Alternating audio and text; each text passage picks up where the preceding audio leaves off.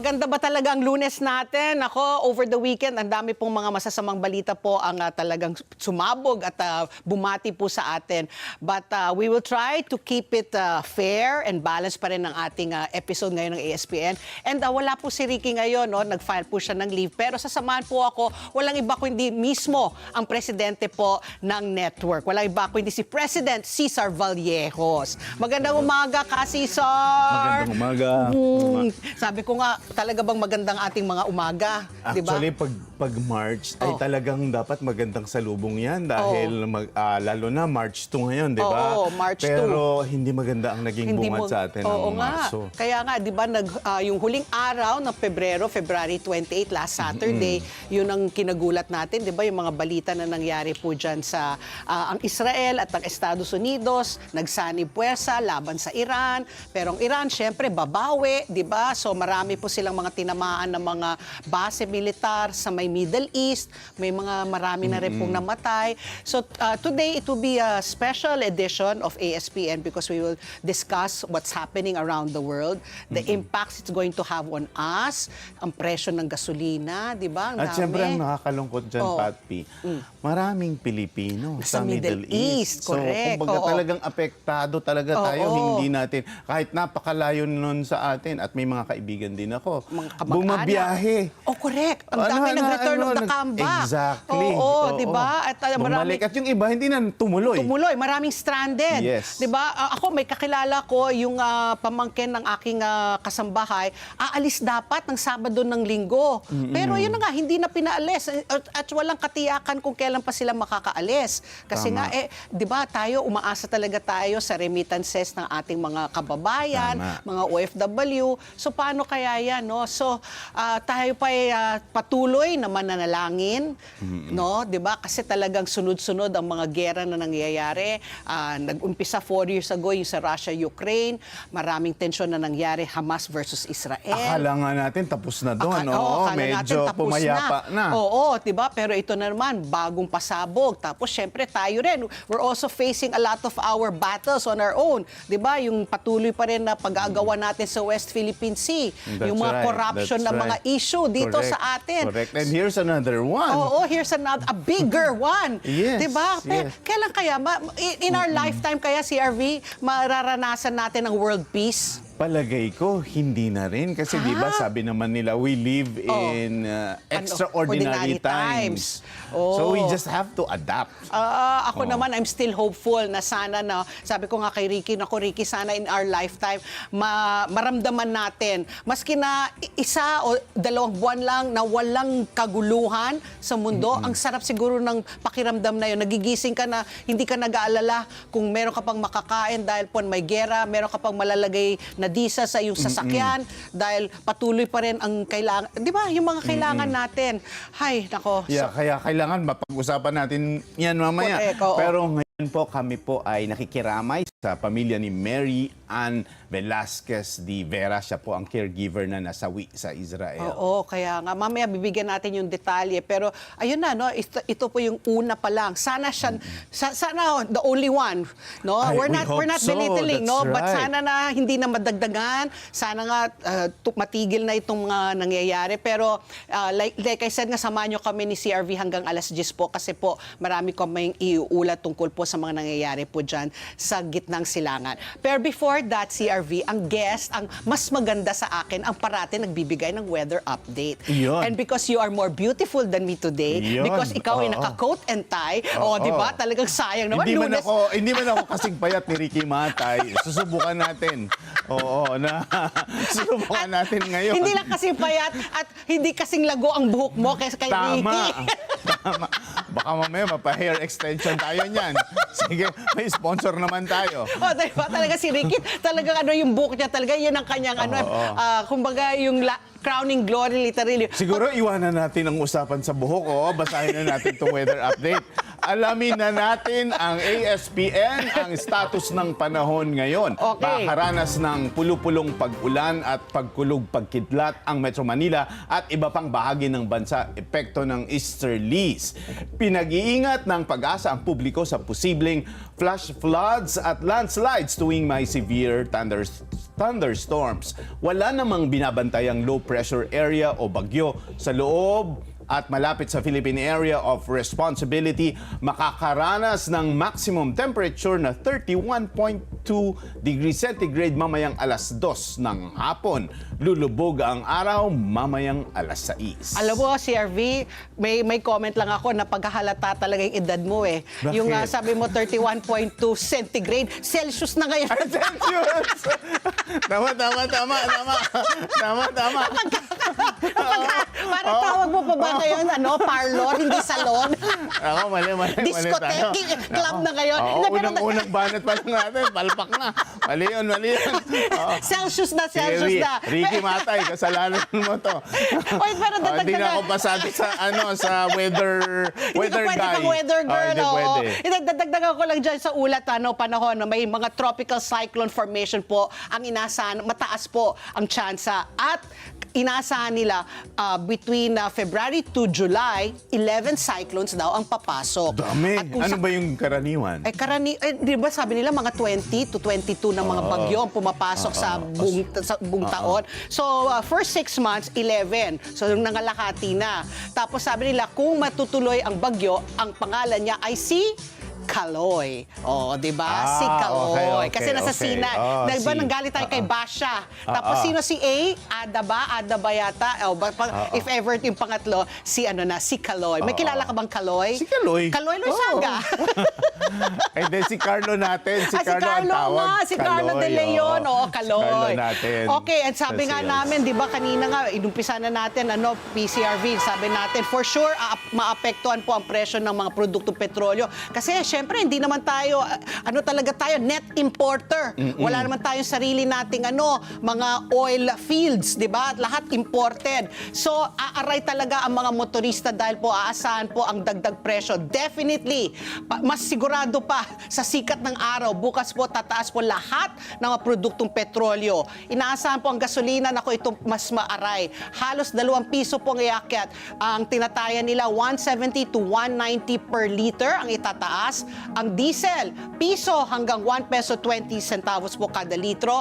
At ang kerosene, tinatansya po 1 peso 30 centavos hanggang 1 peso 50 centavos kada litro po ng ng kerosene. Nagpatawag na po ang Department of Energy ng isang emergency meeting kasama po ang mga kumpanya ng langis para tiyakin ang sapat po na supply ng gasolina habang tumitindi nga po dyan ang tensyon sa pagitan po ng Estados Unidos, Israel at Iran. Ayon po kay Energy Secretary Sharon Garin, maaring maapektuhan po ang Pilipinas matapos po ang maulat na isinara po ng Iran ang Strait of Hormuz, isang mahalagang ruta po na dinaraanan ng humigit kumulang 20% po ng pandaigdigan supply ng langis. Ayan, the Strait of Hormuz. Parang may nakita nga ako mga video, PCRV, yung mga barko ng mga oil tanker, parang hindi sila pinapagalaw. Steady lang muna sila. Kasi nga, nagkakaroon ng kaguluhan dyan, di ba, sa Middle At East. yan yata yung critical na daanan din talaga, ng correct. Mga langis oil natin. barge, di ba? Doon dumadaan talaga 20% nga ayon sa ating ulat. Umaangkat po ng produktong petrolyo po ang Pilipinas na dumaraan nga dito sa rutang ito at posibleng tumaas po ang gastos sa pagpapadala at presyo ng langis. So kailangan nilang if ever umikot, they have to take an alternate route para makadating sa kanilang destinasyon kasi baka hindi nga sila payagan dumaan dyan sa Strait of At Hormuz. yun ang dahilan kung pwedeng bakit tumaas ang presyo. Correct. Oo. Patuloy po na monitor po ng ating pamahalaan ang sitwasyon at nakikipag-ugnayan po sila sa mga kumpanya ng langis para matiyak po ang tuloy-tuloy na supply sa gitna po ng pangamba sa posibleng pagkaantala po ng pandaigdigan supply ng langis. Para ngayon, I think, per barrel, magkano ba? Close to 70, mamaya umabot na naman sa 80 kada dolyar, Ayun kada nga daw. $80 per barrel. Kaya ako kanina, nagpakarganap, PCRV ng diesel. Even without the announcement. No, because I know Tuesdays talaga, automatic eh. So Oo, ngayon, kanina sinabi, oo. 1 peso to 1.30 kada litro itataas ng diesel bukas. Di nagpakarga na ako ngayon. And I didn't realize, CRV, na grabe, mas mahal na ang diesel sa gasolina. Di ba dati? Oh, yeah. Mas mura dati. Mas mura ang diesel dati. At yun ang ginagamit ng Nagkaramihan ng mga jeepney drivers, di ba? Yes. Talaga yun na. Ngayon, mas mahal na yung sa gasolina. By how much? 3 pesos. 3 pesos. 59 something ang diesel kanina na kinarga ko. Nakita ko yung gasolina was 56. Eh dati-rate, 10 piso ang mura ng diesel. Nung dati, bago ito nagkakagulo. Ngayon, mas mahal ng diesel. Kaya talaga nag-aaray na talaga yung mga jeepney drivers at natin. mas marami ang magrereklamo sa kanila. Dahil Correct. dyan. Oo. Meaning, mas maraming Pilipino ang affected ngayon dahil kasi nga sa diesel din. Correct. 'Di ba? Okay. Kaya marami bumibili na sasakyan na diesel kasi akala nila mas mura. mura. O ngayon, baliktad na. Mas mura na ngayon ang gasolina. Sana ngayon lang. Sana ngayon lang. Sabi ko nga sa driver Pero ko. dati ba, historically, what did you observe? Kasi nga ako, I've been using diesel. My SUV's been diesel for the past 10 years or so. Kasi nga, akala ko nga, mas matipid. Ngayon, baliktad na. Baliktad Kaya sabi ko di bibili ka na lang ng ibang sasakyan. Hindi, Ganon. sabi ko sa driver ko, gamitin na lang natin yung kotse ng aking anak. Kasi yung gasolina. Ayun, pwede Para yan. mas matipid. 3 pesos, aray. Anyway, CRV, we have 3 issues today. Very, Okay. siksik na siksik kasi nga marami tayong dapat tatalakayin ngayong umaga. Samahan nyo kami ni President, His Royal Highness, Cesar Vallejos, kasi presidente ng network, di ba? Sa kanya kami, ito po ang mukha ng inapila namin po natin ni Ricky kung humihingi kami ng bonus, ng rates increase. Buti Siya na po. lang nagpapatay na ako ng ASPN sa bahaging yon. Napanood ko naman na lahat. Na-monitor ko na. Pero Hot pag na lang. nananawagan na kami. Pag may panawagan na, lipat na tayo. Lagi kami ni Ricky PCRV, beke namin. Okay, tatlong issue. Anong issue number 1 natin, PCRV? Napatay ang Supreme Leader ng Iran na si Ayatollah Ali Khamenei matapos ilunsad ng US at Israel ang joint military na pag-atake nito sa Iran noong Sabado. At ano kayang magiging epekto nito? Nasabi mo na kanina yung iba. Magkaroon kaya ng unprecedented attack ang Iran sa US at Israel bilang retaliation?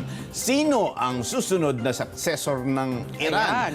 At tatanungin natin mamaya si Carlos Tabunda. Siya ang Dean ng International Relations ng New Era University. Ayan, di ba? Siyempre, si Professor Carlos ang ating go-to person pagdating dyan sa mga international politics na affairs, di ba? Tama. Very, very expert yan. Expertise Siyempre. niya yan, di ba? New Oo. era. Okay, issue number 2 naman po natin. Nako, ito, isa pa to. Grabe kahapon.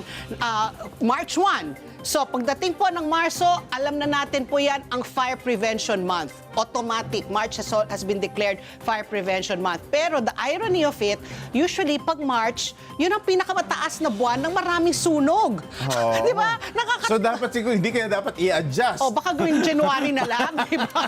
Hindi, kasi start na rin ng summer, kaya di ba sabi Yes. nila, marami na talagang mas yung mga pang-cooling agents, so nagkakaroon ng mga kuryente, di ba? Yung overload, kasi yung mga electric fan, yung mga aircon. Mas maraming gumagamit pag Marso Correct. na. Kaya Yan ang nga, simula. Simula, di ba, ng summer season. So ngayon nga, ang March ang Fire Prevention Month, pinangunahan po yan, syempre, ng Bureau of Fire Protection, ang malawakang kampanya nila para paigtingin po ang kaalaman at kahandaan po ng publiko laban sa sunog, lalo na't may pagtaas po ng mga insidente ngayong taon. So kasabay nito, hinaharap rin po ng BFP, ang mga kontrobersya at alegasyon po ng katiwalian na umani po ng atensyon mula sa Department of Interior and Local Government, of which they belong, di ba? Ang BFP is under DILG, at sinabi ni Secretary John Vic Remulla, it is the most corrupt agency.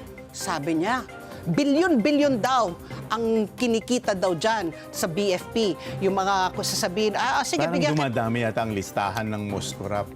Marami nga. Hindi, under DILG, yung mga agency okay, for under that. DILG. Okay. Oo, sabi niya. So, ayan, mamaya kausapin po natin mismo ang spokesperson po ng BFP. Walang iba kung hindi si Superintendent Anthony Arroyo. Siya po ang Chief Public Information Service at spokesperson po ng Bureau of Fire Protection. Maraming issue, bumabalot rin. Maiinit na mga issue, bumabalot sa BFP. Issue number 3, CRV. Ayon sa isang financial financial advisor, mahalaga ang 9 to 5 na trabaho na nagbibigay ng seguridad sa araw-araw. Pero ang oras mo pagkatapos nito ang lilikha ng iyong legasiya. Your legacy. Wow. Interesting to ha. Oo. Pag-usapan natin paano lumikha ng legacy after work. Makakasama natin si Donald Lim. Siya rin ang Pangulo ng Management Association of the Philippines ngayon. Alam mo naman, ganyan naman yung mga guests namin eh. Yes. Mga just. Yes. At the same time, he's now the operating officer of Dito CME and the Chief Innovation Officer of, how do you pronounce it? Udena Corporation. Ayan. Kasi today, CRV, kung ikaw ay nanonood ng ASPN araw-araw, ang Lunes ay ang aming Monday Money Matters. Ayan. So sabi nga ni Donald Kaya Lim, pala maganda, nandito ako. Siyempre, Oo, plug ko open na. for business. Open for business tungkol sa negosyo. At para sa mga kumita. maliliit na negosyo, MSMEs, negosyante. correct. Yes. Oo. Kasi sabi nga ni Donald Lim, yung 9 to 5 mo, yan yung pangbayad ng mga kuryente, ng upa, 'di ba, mga tubig. Pero dapat meron kang legacy. Yung 5 to 9 mo, sabi niya, yan yung kumbaga yung mga side hustle mo. So whether that's something online or meron kang consultation or whatever, that is what your legacy is going to be. Yung side hustle mo. Okay. So let's ask alam ko him. na bakit siya ang guest. Kasi nga, marami siyang side hustle. Marami ba sa side hustle si Donald? Marami siya he's dito. overseeing a lot of organizations. Correct. And aside from, I think he's also one of the key persons in AI, artificial intelligence, and other blockchain, digital may mga ganun siya. organizations. Yes. So ayan, hihingi tayo ng tips sa Ayan, kanya. tama. Paano tayo makakaiwan ng legasiya sa ating mga anak or para sa ating bayan? Okay, so ang aming question of the day, habang lumalawak mo pa ang malalang tensyon at digmaan po dyan sa gitnang silangan, dulot po ng malawakang pag-atake po ng Estados Unidos at Israel laban po sa Iran na nag-trigger po ng serye ng pagsalakay at retaliatory strikes sa region. Maraming bansa na po at sibilyan ang apektado at patuloy po ang epekto sa buong mundo. Kabilang po ang mga OFW po natin at pandaigdigang ekonomiya. Kaya ito po ang aming question of the day. Ano po ang inyong nadarama sa nangyayaring ngayong kaguluhan sa gitnang silangan? Mag-comment lamang po kayo sa aming Facebook account at hanapin lang po ang Net25 News and Information at makibahagi sa aming talakayan online. So ayan, we're very interested to know your thoughts. Ayan, tungkol po dito sa mga nangyayari po dyan sa Middle East. At magbabalik pa po ang ASPN. Ang sigaw ng Pinoy Nation. Oras muli, alas 8:26 na po ng umaga. ASPN pa rin tayo. Ito yung po yung mga headlines po na gumising po sa atin ngayong Monday Money Matters. March 2, ang unang araw po, first weekday of March. Inihayag po ng mga pinuno ng Britain, France at Germany na handa silang gumawa ng mga hakbang para depensahan ang kanilang interes at ng kanilang mga kaalyado sa gitnang silangan kasunod po ng tinawag nilang walang habas at labis po ng mga pag-atake ng Iran gamit ang mga missile. Sa isang pahayag, sinabi po ng mga pinuno na tinaguriang E3 na nagkasundo sila makipagtulungan sa Estados Unidos at iba pang mga kaalyado. Binigyan diin rin nila na nilalagay ng mga pag-atake ng Iran sa peligro, hindi lamang ang mga tauhan ng militar, kundi maging ang mga sibilyan. Sa isang video message, sinabi po United Kingdom Prime Minister Sir Keir Starmer na pinayagan niya ang hiling ng Estados Unidos na gamitin ang mga base militar ng bansa para sa paglulunsad ng mga defensive strike laban sa mga missile ng Iran.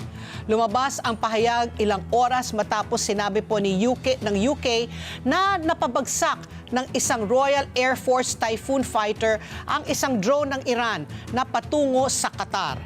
Lumala ang tensyon sa rehiyon noong Sabado, February 28, matapos po maglunsad ang Estados Unidos at Israel ng pag-atake sa Iran, kung saan napatay ang ilang matataas na opisyal ng Iran. Kabilang na po dyan ang Supreme Leader na si Ayatollah Ali Khamenei. Kinumpirma ng Iranian State Television ang pagkamatay ni Khamenei kahapon. Inulat din nito na napatay rin po sina Defense Minister Aziz Nasirzadeh, Armed Forces Chief of Staff Abdulrahim Musavi at ilan pang mga senior general. Kinulpima rin ng hudikatura ng Iran na napatay ang isa sa mga top advisor ni Khamenei na si Ali Shamkhani at ang pinuno ng Revolutionary Guards na si General Mohammad Pakpour. Opisyal namang inanunsyo ng Iran ang pagkakatalaga kay Ayatollah Alireza Arafi sa Leadership Council kasunod po ng pagkamatay ni Khamenei. Kasama po ni Arafi sa council sina President Masoud Pezeshkian at Chief Justice Gholam Hossein Mohseni Ejei. Pansamantalang paghahatian ng tatlong ito ang mga kapangyarihan ng Supreme Leader. Matapos po ang mga pag-atake ng Amerika, gumanti naman po ang Tehran ng sunod-sunod na pag-atake gamit po ang mga drone at missile laban sa Israel at ang mga US asset at ilang bansa sa Gulf. Nagbanta po ang Revolutionary Guards ng Iran ng pinakamarahas na operasyon laban sa Israel at mga US base. Ayon po sa Iranian State Television, kabilang sa mga target ng bagong serye ng mga pag-atake ang 27 base militar ng Estados Unidos sa rehiyon at ang military headquarters at defense industries complex ng Israel sa Tel Aviv. Naninindigan naman po si US President Donald Trump na magpapatuloy ang mga pag-atake sa Iran hanggang sa magawa ng Estados Unidos ang lahat ng layunin nito. Hinikayat din po ni Trump ang mga Iranian na tumayo para pabagsakin ang Islamic Republic. Grabe, no? PCRV. Hay, kailan Matindi kaya? ito. Matindi. Oo. Parang mahaba pa yan. Oo, akala natin, nagulat tayo. Isang araw lang ay Oo. simple lang. Oo. Pero sa mga balita natin, mukhang magtuloy-tuloy ito. Magtutuloy-tuloy eh. Okay, dito naman tayo sa ibang reports. Inuulat ng US Central Command na 3 American service members ang napatay at 5 iba pa ang malubhang nasugatan sa pagsasagawa ng Operation Epic Fury, ang joint US-Israeli military operation laban sa Iran. Ayon kay US President Donald Trump, inasahan na nila na may mamamatay o masasaktan sa ganitong operasyon.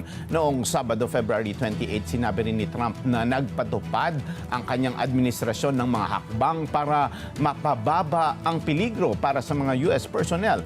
Binigyang diin pa ni Trump na ginagawa ngayon ang mga pag-atake hindi para sa ngayon kundi para sa kinabukasan. Kahapon, iniulat din ni Trump na napalubog ng mga pag-atake ng US military ang 9 na naval vessels ng Iran. Nasira rin nito ang bahagi ng Navy headquarters ng bansa. Samantala, nakaalerto ang mga embahada ng Pilipinas sa Israel, Iran, Qatar, United Arab Emirates, Kuwait, Bahrain, Saudi Arabia, Lebanon at Jordan. Pinayuhan ng Philippine Embassy sa Tel Aviv ang mga Pilipino sa Iran na manatili sa loob at maghandang lumikas. Ayon sa Department of Foreign Affairs, may 30,000 Pilipino sa Israel. Napakarami, mga caregivers ang karamihan sa mga ito. Pinayuhan naman ng Philippine Embassy sa Tehran ang nasa 800 Pilipino na pag-isipan ng mabuti ang kanilang kalagayan doon at ikonsidera ang pagbiyahe palabas ng bansa. Inabasuhan naman ng Philippine Embassy sa Abu Dhabi at ng Philippine Consulate General sa Dubai at Northern Emirates ang mga Pilipino sa United Arab Emirates na manatiling kalmado, manatili sa loob ng kanilang mga tirahan ang paglimita or maglimita sila sa kanilang mga lakad. Hinimok naman ang Philippine Embassy sa Kuwait ang mga Pilipino na sumunod sa mga abiso ng pamahalaan na ito. Ayan, para lang yan, no, para sa konteksto lang po ng mga nakikinig at nanonood, galit na galit, di ba, ang Estados Unidos sa Iran kasi feeling nila, meron kasi silang mga nuclear, mga power, di ba? Weapons, Yung yes. uranium, oo, na feeling ng Estados Unidos, baka gamitin nga yun laban sa kanila, di ba? Correct, Para oo. magkaroon ng digmaan. At hindi lang para laban sa kanila, kundi sa ibang mga bansa. Oo. Ayaw talaga ng Iran na humupa, di ba? Talagang patuloy pa rin yung paggagawa nila ng mga nuclear weapons. Pero ngayon, sabi nga ni Donald Trump, itong ngayong pag-atake nila, hindi dahil dun sa mga nuclear. Gusto talaga nilang palitan ang administrasyon kasi marahas itong si Khamenei. I've been to Iran, PCRV, Really? and it's a very sad country. Talagang women are second-class citizens. Tapos talagang yung hindi umuusad yung kanila ekonomiya. Kasi kung ano man ang kinikita nila siguro sa langis, dinadala nila para sa nuclear development. Tapos, very corrupt rin. Yung mga nasa administrasyon nila, yun ang mararangya ang mga kabuhayan. But what is concerning, Papi, is that he has 3 successors already. 3 to him, di ba? So if to replace him. Exactly. So if you're saying na marahas, paano Ganun yun? rin. Anong mangyayari? That's why, di ba, aside from nung nabalita nga na napatay na si Khamenei, there was partying in the streets. Marami sa mga Iranians ang natuwa kasi nga they feel that they are so suppressed and repressed. Kasi nga, hindi sila makausad-usad talagang parang dictator na yung dating ni Khamenei. Yes, but to balance it, I also see some social media posts na Against, nalulungkot din, syempre, na parang kasi, nagdadalamhati din yung marami syempre, para kasi sa kanila. maski na papaano sasabihin mo, nakikialam ang ibang bansa, Yes. di ba? So divided. Kaya sinasabi naman ni Donald Trump, talagang more than the nuclear, they really want change kasi they want parang Iran to get back on its feet. Para sila naman makaranas ng demokratiko or for whatever reason. Pero ang ang Go ahead. nakakabahala, ang sabi ng Trump, doon sa binabasa lang natin ngayon, ay this is not for today. This is for tomorrow. Meaning, it will continue. It will continue kasi, yun ang sabi niya, he made clear, sabi ni Donald Trump, after the attack, that the goal was regime change and not a nuclear deal. Yun ang sinabi naman ni Donald Trump. Kaya very interesting mamaya na makakausap natin si Professor Tabunda. Kasi Correct. tatanungin natin, kasi itong tatlong papalit sa kanya, temporary. Di ba? Sino ngayon ang mamumuno? Kung halos lahat ng mga top leaders nila napatay. Tapos ngayon, sino, pag mag-transition nga sila, yung ba ay assurance na gaganda ang pamumuhay ng mga Iranian? At may policy changes May ba? policy changes ba? Anong mangyayari doon sa mga nuclear weapons? 'Di ba? Will they still pursue it or i-give up na nila totally? 'Di ba? So many things. So many things. At nakakabahala. Nakakabahala, oo. Akala natin ang Marsong ito ay parang it's time to Chill-chill, celebrate hindi. somehow. Wala. Hindi. Wala. Unang linggo ng ESPN ng Unang Marso. araw pa lang, bumungad na. So sa ibang balita, kinulpina po ng ating Pangulo Ferdinand Marcos Jr. na isang ang Filipino caregiver ang namatay sa Israel sa kasagsagan po ng labanan sa Middle East. Kinilala po ang biktima na si Mary Ann Velasquez de Vera na mula po siya sa Pangasinan. Ayon po sa Pangulo, napatay po si de Vera matapos tamaan ng bomb shrapnel habang inaalalayan niya ang kanyang alagang pasyente na makapunta sa isang shelter. Namatay rin po ang pasyente. Positibo naman po nakumpirma ang pagkakalinlan ng Pilipinong biktima ng kanyang asawa na isa ring OFW po sa Israel. Tiniyak po ng ating Pangulo na magpapaabot po ng tulong ang pamahalaan sa pamilya ni De Vera. Narito po ang pahayag ng ating Pangulo. Ikanalulungkot ko na meron po tayo natanggap na report na meron na pong casualty na Pilipino dito po sa gera na nangyayari sa Middle East. Na-report po sa atin ay namatay po ang isang Mary Ann Velasquez de Vera na tigang Pangasinan. Siya po ay isang caregiver sa Israel na tinutulungan ang kanyang alaga para dalhin sa bomb shelter. Ngunit hindi na po nakaabot sa bomb shelter at inabutan na sila bago sila nakarating. Siya ay namatay dahil tinamaan ng shrapnel ng mga bumagsak na bomba. Na-identify na po siya ng kanyang asawa na isang OFW din na nagtatrabaho sa Israel. Lahat po ng tulong na kakailanganin ng kanilang pamilya ay ihahatid ng ating pamahalaan. Patuloy po ang ating pag-monitor sa kalagayan ng ating mga kababayan na nasa gitna nitong gera, patuloy pa rin sa Middle East. Asahan po ninyo na pagka meron tayong maire-report, ay ire-report ko po sa inyo kagad. Yan ang pong tinin ng ating Pangulo ni PBBM. Nagparating din po ng mga paalala si Vice President Sara Duterte sa mga Pilipino po sa Middle East. Pinayuhan niya ang mga ito na panatilihin ang regular na komunikasyon sa kanilang mga pamilya at sa pamahalaan ng Pilipinas. Sa isang video statement, pinayuhan rin po ni VP Sara ang mga Pilipinong papunta pa lang ng Middle East na iwasan po ang mga lugar kung saan may isinasagawang military operation at kung saan may mga malalaking public gathering.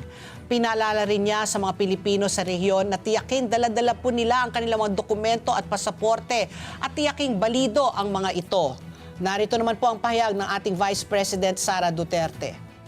Panatilihin 10 years ago, it all began with one trade. Discipline became my edge. buhay at mga pinagkakatiwalaang kaibigan tungkol sa inyong kinaroroonan at kalagayan. Paniguraduhin na hawak ninyo ang emergency numbers ng ating Departments of Foreign Affairs at lokal na otoridad ng inyong bansa. Siguraduhin valid at hawak ang inyong mga dokumento at pasaporte. Kung lalo pang lumala ang sitwasyon sa seguridad, maging handa na baguhin ang inyong mga plano anumang oras kung kinakailangan.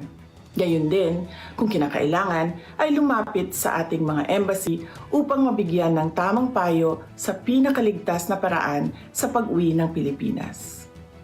Sa panahong ito, nang walang katiyakan, ang inyong kaligtasan ang pinakamahalaga. Naway patnubayan at ingatan kayong lahat ng may kapal. At ipagdasal natin ang kapayapaan, pagkakaisa at kaligtasan ng lahat ng tao sa Middle East. Tinig po yan ni Vice President Sara Duterte. Nakaantabay naman po ang Armed Forces of the Philippines para tumulong sa mga humanitarian at evacuation operation sa Middle East. Sa isang pahayag, sinabi po ni FP spokesperson Colonel Francel Margaret Padilla na nanatiling prioridad ang proteksyon ng mga Pilipino sa ibayong dagat at maging dito mismo sa ating bansa. Ayon po sa Department of National Defense, nakikipag-ugnayan sila po sa Department of Foreign Affairs, Department of Migrant Workers at iba pang kinakaukulang ahensya. Pinaalalahanan ng department ng ang publiko na maging maingat sa pagpapakalat ng mga hindi pa beripikadong ulat at tumutok na lamang sa mga opisyal na source para sa tamang impormasyon. Grabe, no? Talagang nakakabahala kung ikaw po ay nagtatrabaho dyan sa Middle East. You don't know kasi they're hitting most of the Gulf countries except for Oman kasi yun ang nagme-mediate. Oman ba o Qatar ang nagme-mediate? Kaya yun lang hindi tinatamaan.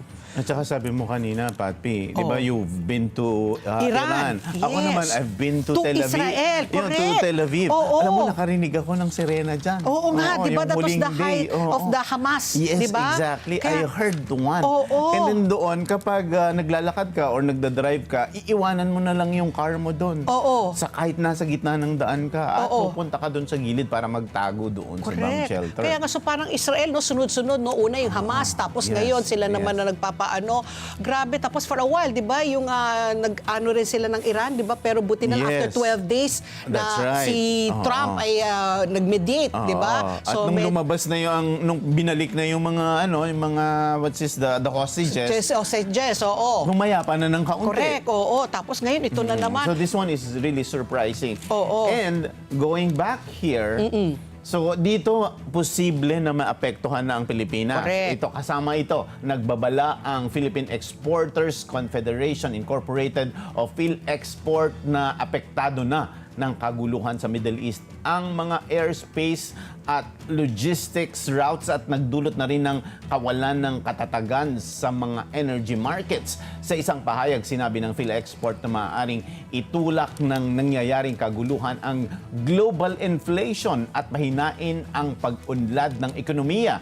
Maaapektuhan nito ang daloy ng mga produkto sa buong mundo dahil umaasa ang Pilipinas sa inaangkat na langis, nakikitang direktang maapektuhan nito ang gastos para sa produksyon, transport at logistics.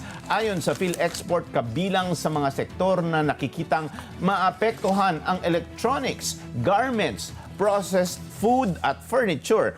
Dati nang nagresulta sa freight at security subcharges ang tensyon sa rehiyon. Tinukoy din ng Philippine Export PhilExport ang posibilidad na humina ang demand sa abroad dahil sa kawalan ng katiyakan sa palitan ng pera at mga pressure sa inflation. Ayon sa PhilExport, vulnerable ang export ng Pilipinas sa Middle East. Sa ngayon ay iniiwasan na ng mga oil at gas shipping ang Strait of Hormuz na nagdudugtong sa Persian Gulf sa open seas. May banta kasing lumala ang banta sa mga sasakyang pandagat na dumadaan doon dahil sa kaguluhan sa rehiyon. Pinangangambahan ang magiging epekto sa global oil trade kung magtatagal ang naturang sitwasyon. Imagine, Patpi, ikaw nga sabi mo, day 1 pa lang or March pa lang nagtaas na ang ng diesel. Oo, correct, diesel. So, asahan natin kung magpapatuloy ito, talagang sisipa talaga, di ba? So, domino effect yan, di ba? Basta ang produkto ng mga petrolyo, syempre, tataas dyan yung transportation, ang bilihin ng pagkain, kasi lahat yan, kailangan mo ng gasolina o diesel para ihatid. So, marami ngayon wait and see. So, talagang yung mga tao tipid-tipid dahil until magkaroon ng linaw kung saan ito papunta, 'di ba? Lahat po tayo ay kailangan po manalangin at magtipid-tipid dahil hindi natin alam kung gaano kalaki o kalubha ang magiging epekto nito sa Tsaka atin. napansin ko, Patpi, ang oil price increase din nasa perception. Oo. 'Di ba? Kahit na hindi pa actual na tumaas talaga yung presyo. Oo. Tinataas na. Tama ba? Have you noticed that? Hindi, they have to do. It's deregulated, but the oil companies are being monitored by DOE. So yung kanilang hindi nila sinasabi pero more or less alam ng DOE kasi yung presyuhan. So kung may overprice hindi pwede kasi kundi kasabwatan yan Bukas na bukan natin kausapin ng DOE para i-explain sa atin kung ano yung magiging epekto nito, paano ba kung sakaling magkaroon ng pahirapan na kumuha ng baka naubutan mo ba yan, partner, na yung nag-ration ng gasolina at diesel? Yeah, I Many think years so. ago, I parang in the think so. 70s, Yes, I remember when there was a shortage, parang each family household, kunyari you're only allowed to buy, let's say, 40 liters of gasoline or diesel a Parang week. you cannot hoard. You cannot hoard. No, you cannot use more. Para yung talaga yung mga yung mga galaw mo, yung pupuntahan mo, limitado. Kasi That's kung right. hindi No yung supply, wastage no dapat. wastage. Oo. So sana hindi dumating yung panahon na yun na irarasyon, 'di ba, ang gasolina o ang diesel kasi nga baka maghigpit yung supply, 'di ba? Kasi naalala ko yun Partner, magkasing edad lang naman tayo. Hindi naman yata. Ha? Yata. What I'm saying, Miss Patty, is that parang with the perception, sometimes some companies, correct me if I'm wrong, they Anticipate. anticipate and they already have supplies already. So meaning if they increase their prices with their own supplies, di ba? Parang don't you think that is also something that has to be seen by DOE? Kasi di ba normally they would increase their prices based on the new purchases that they will get. Di ba may mga ganyan. Hindi dahil doon sa pumutok na tinaas mo na kahit na may supply ka pa. Ganun ba 'yon? Hindi. Hindi ganun yun, PCRV.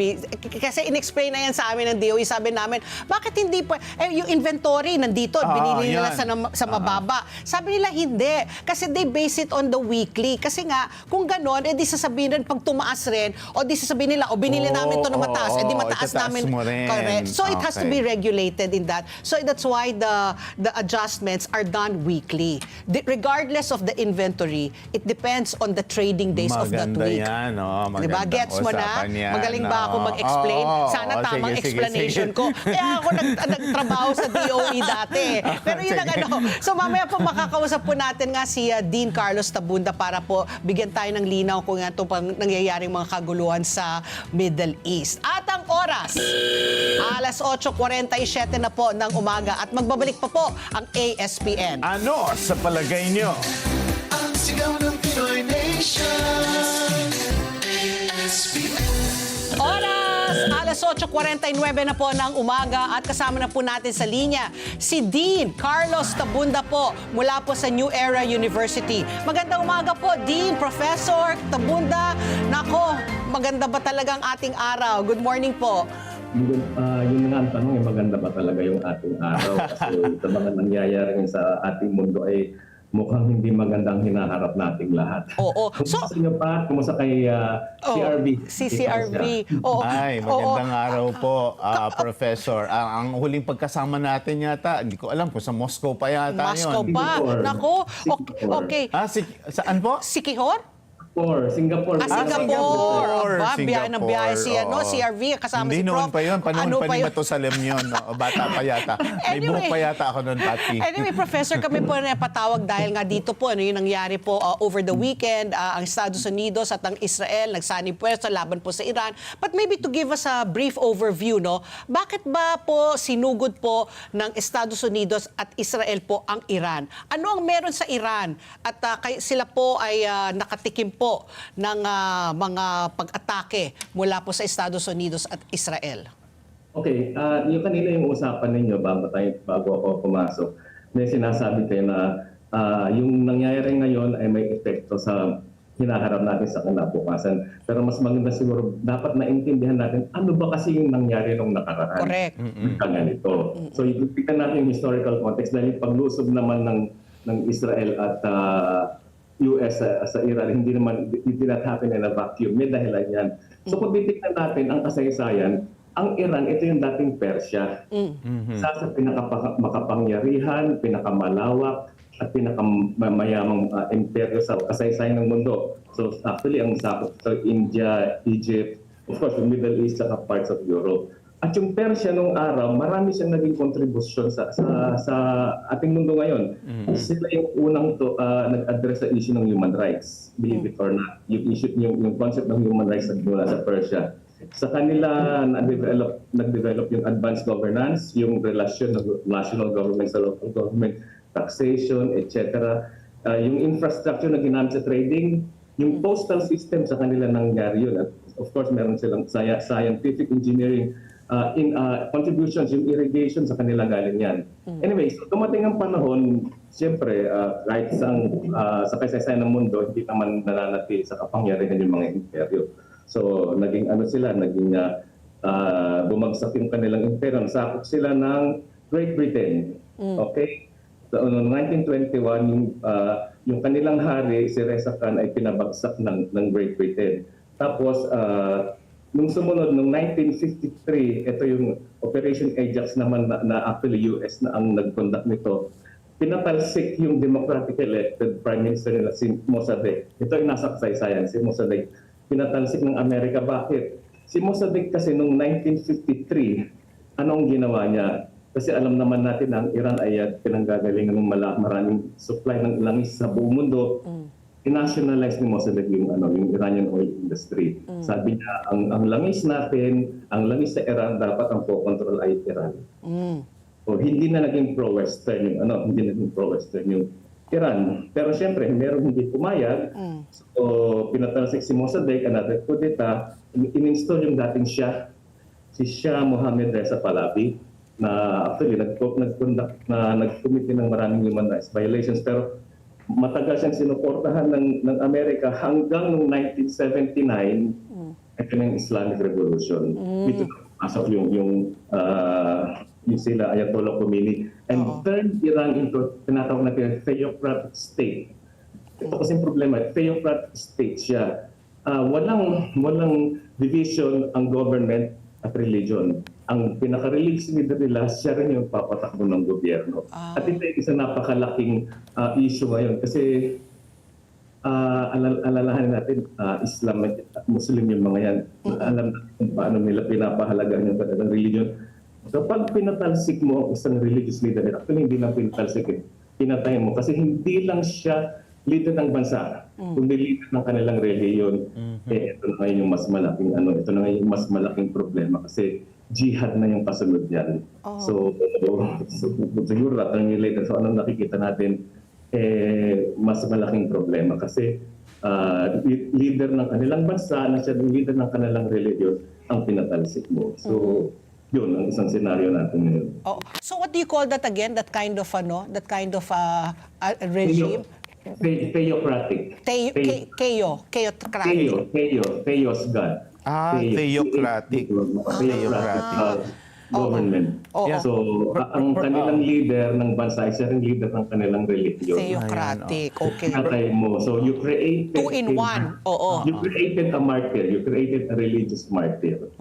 Professor, Yes. so you mentioned based on your discussion of the history, nagsimula yung hindi na naging pro-Western sila noong 1953. So, yun ba ang ugat nito dahil nga sa oil issue din at dahil hindi na ba naging pro-Western yung kanilang policy, yun na yun? Tingin mo yun na yung ugat ng kaguluhang ito? Kung titignan natin yung pattern sa iba't ibang mga bansa na kung saan may mga nanakop, mukhang yun, langis. Pero of course, couched in niceties now, we're here to promote democracy, etc., etc. Pero ang tanong kasi, gusto ba nila kasi nasa kanilang kultura ba talaga yung democracy? Kasi baka pinipilit natin yung Western style democracy sa isang kultura, sa isang sibilisasyon na hindi naman sanay sa ganun. So, yun ang kalimitang nagiging problema, di ba? Sabi natin, itong bansang ito nakalaban ng Amerika ay kailangan nating yung regime change, sabi nila sa regime change, kasi hindi sila nag-adhere sa Western style democracy. Ang tanong, gusto ba kasi nila o angkop ba sa kanilang kultura yung Western style democracy? Ang nangyayari kasi, ini-impose natin yung system of governance na nakasanayan ng Western style democracy yung sa isang bansa na hindi naman talaga Western style. Hindi sanay. Oo. Pero Prof, isa sa mga issues rin po na binabato sa Iran ay yung kanilang patuloy na paggagawa ng mga nuclear weapons, di ba? Kaya sinabi nga ni Donald Trump, this is not just regime change and not the goal is regime change and not a nuclear deal. Kasi noon pa sila, di ba, yung mga Estados Unidos at ang Europa, pinapakiusapan na ang Iran na itigil na kasi marami silang imbak na uranium na pwedeng gumawa nga ng mga nuclear arms. So, what is it for? I mean, if you're, di ba? Isa sa mga issues na yun na binabato sa kanila eh. Okay. Ito ngayon yung pambato naman ng kabilang, I'm sorry kung kinukuha ko yung side ng ibang opposition na. Go ahead. Ba't kayo merong nuclear weapons? Ba't kami ayaw yung payagan? Oo. Diba? And in the first place, meron ba talagang imminent threat na lulusot ang mag-launch ng nuclear warfare ng Iran? Diba? So, makikita natin sa pattern nito yung nangyari sa Iraq. Diba? Sabi nila si Saddam Hussein daw ay merong weapons of mass destruction. So, yun ang justification kaya nilusob ang Iraq. So, nilusob na wala si Saddam Hussein. May nakita ba sila ng weapons of mass destruction? Wala. So, pero taking the side taking the other side, ito nga, ba't kayo pwede, ba't kami hindi? We're doing this for deterrence. Kung kayo ay merong ganyan, bakit pinipigilan nyo kami at sigurado ba kayo na talagang gagamitin namin ito? O talagang, actually, wala pa naman talagang nag-launch ng nuclear warfare kasi nandun lang siya dinedevelop sa deterrence para ba, parang... Just in case. Yes, yes. And there's no evidence that Iran really wants to embark on a nuclear warfare with Israel. Actually, it's an issue between Israel and Iran. Kasi sa lahat ng bansa na nakapaligid doon sa lugar na yon, Iran lang ang walang US military base. Bakit nilusod ng Iran yung Qatar, yung Bahrain, yung UAE? US military base. Diba? So hindi komportable ang Israel ngayon na ito, hindi natin kakampi ito, baka lusubin tayo. So, pero ang sabi nga ng the other side sa Iran, kung kayo pinapayagan, ba't kami ayaw? We have to consider that Iran has used to be a very powerful and very rich country. Nasa gitna ng sanctions na ibinigay sa kanya ng US at ng ibang mga Western powers, inananatili siya na meron pa rin siya. Professor, Sige, yes. Professor, you mentioned other Middle East countries now. So, some of the thoughts will be there is going to be an escalation not only between the two countries or three countries, but the other but the whole region. So, ano yung nakikita ninyo na kampihan pagdating doon sa regional conflict? Sino ang mga rehiyon na masasangkot pa kung sakaling magpapatuloy ito? Okay, dapat nating malaman na ang Islam, hindi naman talaga siya monolithic. Hindi siya isang bloke. Nahahati siya sa dalawang major sects, SECTS, sekta. yung Sunni at saka Shia. Okay? Yung leader ng isang branch ng Islam ay yung Saudi Arabia at may mga kakampi siya. At yung isa naman ang pinaka-head nila ay yung Iran nga. So may mga bansang kakampi ang Iran na predominantly because Iran is a Sunni. Right, because Iran is a Sunni Muslim yung kanilang bansa. So yung mga Sunni majority ay talagang susuporta sa kanila. At nakita natin yan sa maraming pagkakataon. Actually, ito ngayon nakakalungkot eh. Siguro titignan mo, iba si Donald Trump. Diretsahin ko na, si Donald Trump nanalo ang kampanya niya ay he will end all wars. Pero simula nung siya ay umupo na, actually specifically during the second term, ilang bansa na yung nilusob. Diba? Syria noong 2017 at saka noong 2025. Iraq, diba? Yung drone strike siya sa Baghdad, namatay yung Iranian general si Soleimani. Somalia, which is mas marami na yung Sunni. Nigeria, Yemen, and of course, Iran. So, nakakalungkot kasi nangako sila na hindi na magkakaroon ng gera. Pero itong nangyari ngayon, pinatay mo yung leader ng isang sekta ng Muslim. So, ma-expect mo yung mga bansa na ang majority nila, o kung hindi man majority, at least nandoon yung malalaking katulad ng Hezbollah nasa Lebanon. Nandun yung Hezbollah, ito ay sumusuporta sa Iran. Yung Houthis sa Yemen, so ito ay kaalyado ng Iran. So maasahan mo na kung ano yung nakikita natin na gulo itong mga nakaraan sa tingin ko, sana naman huwag mas gulo. Kumbaga napaka mapanganib nung nangyari. It's just a president, a leader of a country who was eliminated, medyo natatanggap mo pa eh. Pero kung yung religious leader mismo, yun ang medyo... 2-in-1 kasi, no? Oh. Pero Professor, ang dami nga po sa mga high level, no, ang napatay. Ngayon po, kanina binabasa po namin, 3 tao po ang gaganap, no, ng mga tungkulin po ng iisang tao, no, ni Khamenei. So paano po ngayon yung line of succession? Ano po ang nakikita niyong mangyayari po? Do you think may also concern is in terms of, sabi mo, wala pa naman nakikita yung deterrence yung nuclear. Do you think baka gamitin na ngayon ang nuclear arms para po Wag naman sana. Yun ang problema eh. Meron na ba sila? ang Iran. Hindi already capable. That's why. Diba? Yung may nakakapagtaka, di ba, earlier ng 2025, nilusog na nila yung Iran, sabi, nasira na nila yung nuclear capability ng Iran. Bakit lumusob ka na naman ngayong 2026? Lumalabas ito talagang regime change. They want to replace this theocratic government system in Iran and install it with a Western-friendly leader. Yeah. So, may usapan na ang gusto nilang ipalit yung dating anak ni Khomeini. Yung Western gustong ipalit yung anak ni Shah Reza Pahlavi. Pahlavi, oo. Who is Western friendly. Ngayon kung regime change, hindi na sila papayag na kung yung mga kapalit ni Khamenei ang papalit. Kasi na regime change, they want to install a Western friendly government. So that's how you think they're... So in the meantime, ito po, they will fight it out until, I don't know, ano kaya magiging hangganan nito? Until maubos na ang mga ang armaments, ang mga missile, bago po huminto? Kung ang talagang target nila, na actually yun ang gusto ng Israel, ay regime change, hanggat nakaupo yung mga naging tauhan ni Khamenei, hindi sila tituloy. Kung yun ang target nila.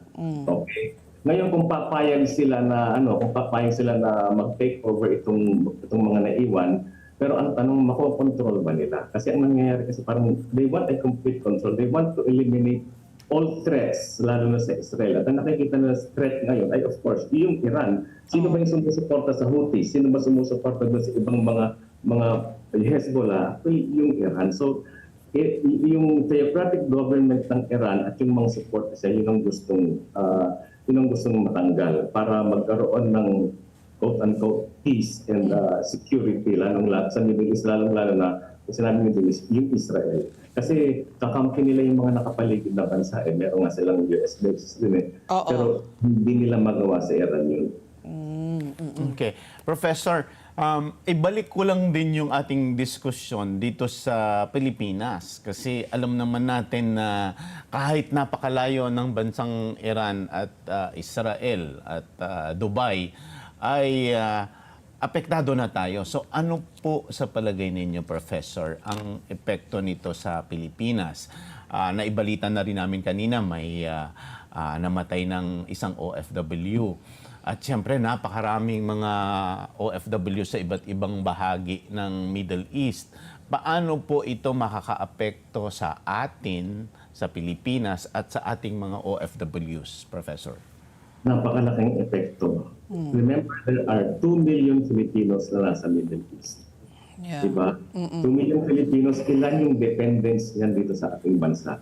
Pagpalagay mo, 2 million times, ilan ba? 4, 3. So, easily, million-million din yung umaasa doon sa ipinapadala ng ating mga kababayan na nasa Middle East. So, asahan mo na kung sakaling matigil yung kanilang trabaho or mapauwi sila, mawawalan sila ng source of income.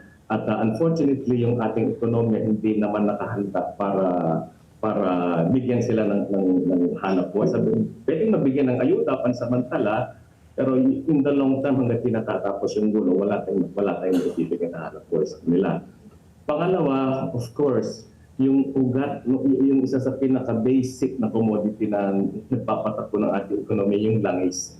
Remember, sinara ng Iran yung Hormuz Strait na dinadaanan ng 20% ng lahat ng oil supply sa mundo. At marami sa langis natin, actually, of course, doon dumadaan. So, can you just imagine, ang pinoproject na nila, $10 per barrel ang itataas. Magkano yun?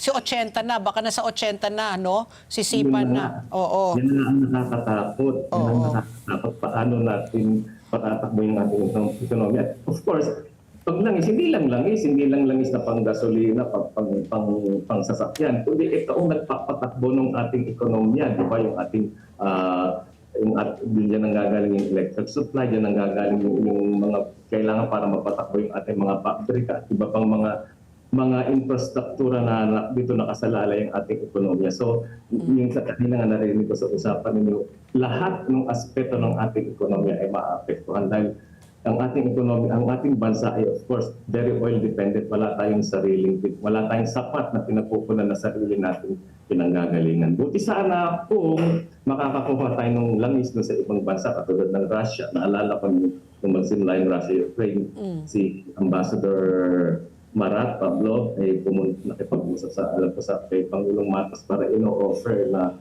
magbenta ng langis ang Russia sa Pilipinas, pero of course hindi natuloy kung ano mang kadahilanan.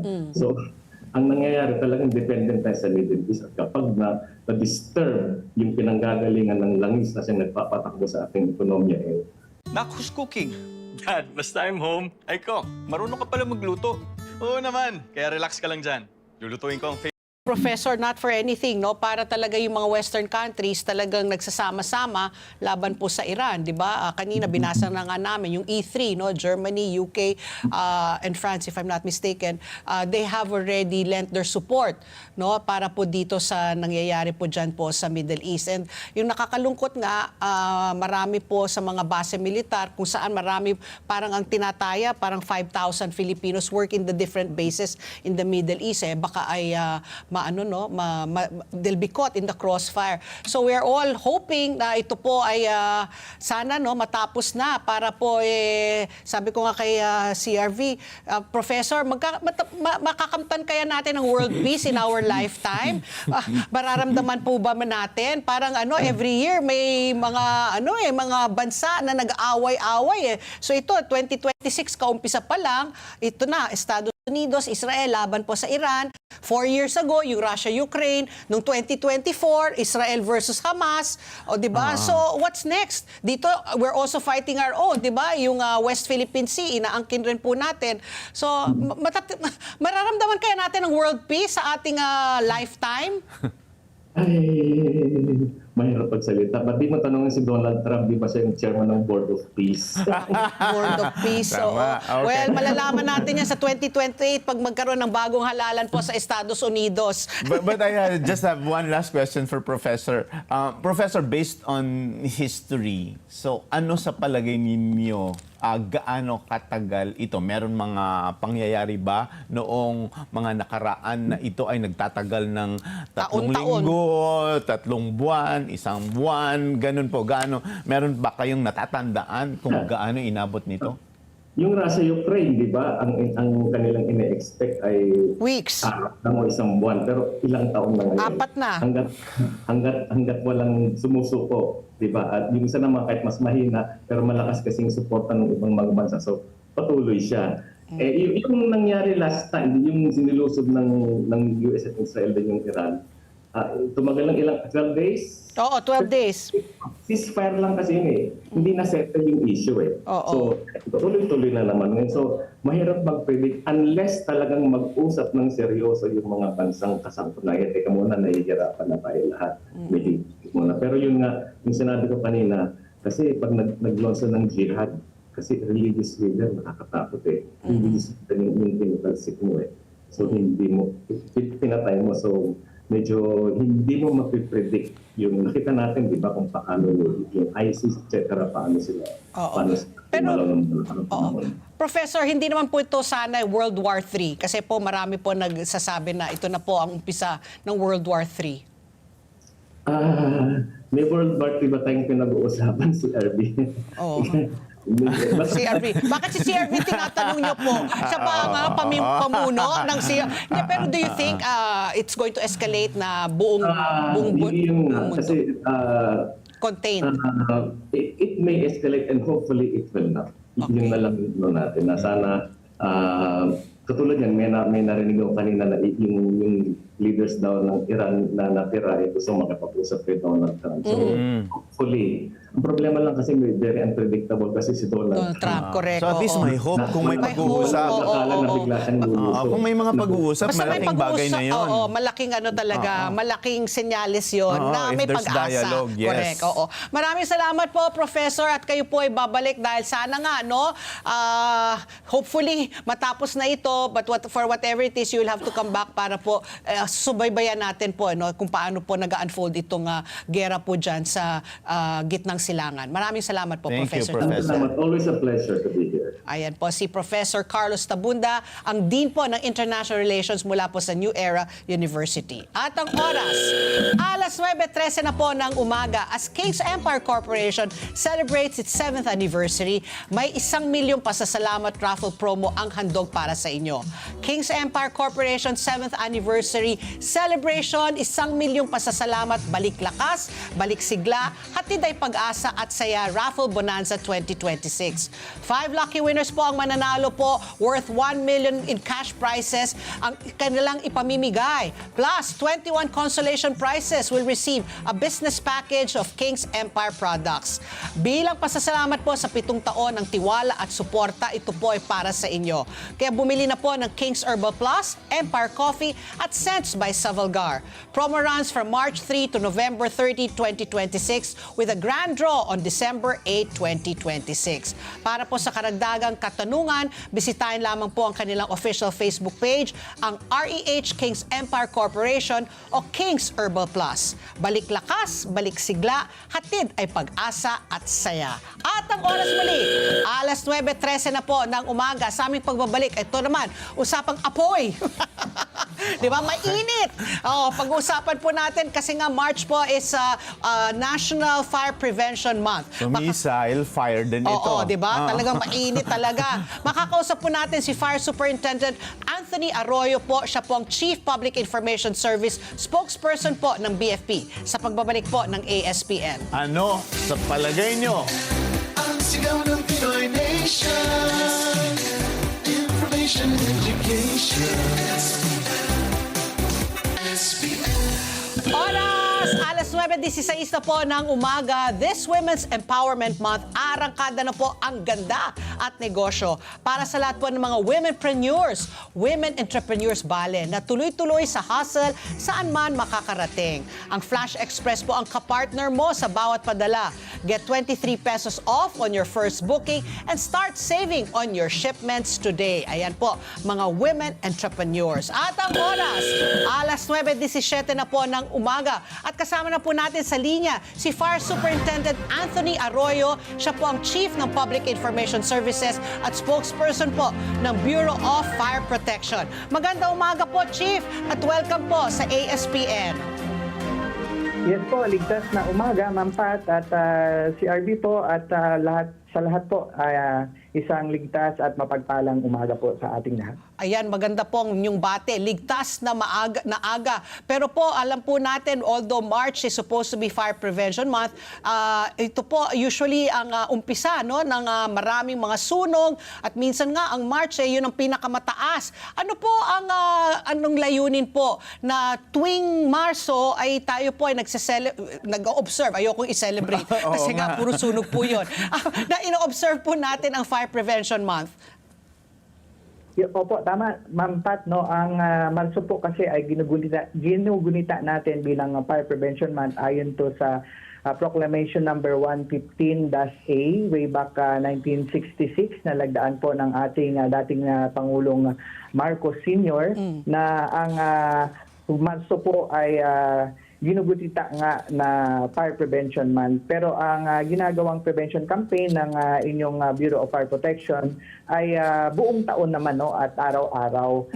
Ito lang po talagang Marso ay umpisa na ng tag-init rin. Kaya nagpapaalala na ang pag-iwas sa sunog ay sadyang nagsisimula sa ating sariling mga tahanan.